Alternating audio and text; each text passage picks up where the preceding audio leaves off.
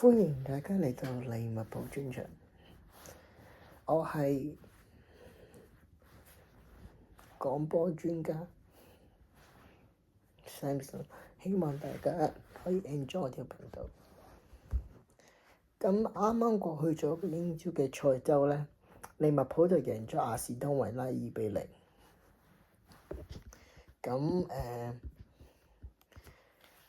咁咧，利物浦咧就有兩球入咗波，一個就係加芬比啦，同埋沙拿。咁睇下條陣容咯喎，門將馬馬特舒維尼，由岡納賓巴特利啦、康納提啦、雲迪克啦、羅伯臣啦、加芬比、麥卡里士達、沙拿、蘇布斯禮、加普同埋艾克提奇，即係嗰個法國嗰個前鋒啦。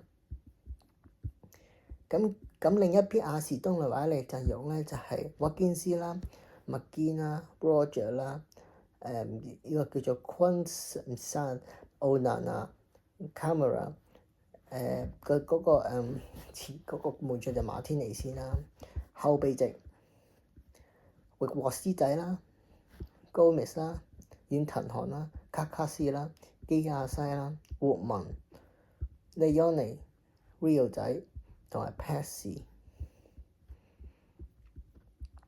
咁雙逼消息咧，就艾領臣仲 Alisson 咧，就我哋嘅1號門將咧，就仲受傷緊。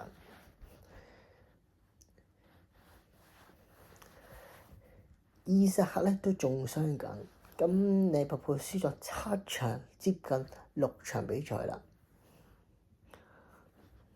咁唔好諗啦，咁而家利物浦就上翻軌道啦。咁下個禮拜嘅歐聯咧，我就到皇家馬德里，有個人有愛回家，就係阿迪生大陸，睇到時喺晏菲路點樣啲人迎接阿洛翻嚟利物浦啦。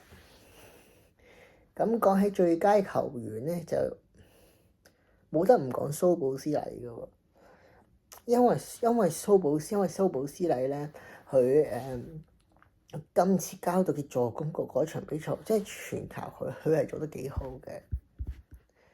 咁我睇英超個排名榜啊，佢哋而家等陣先啦。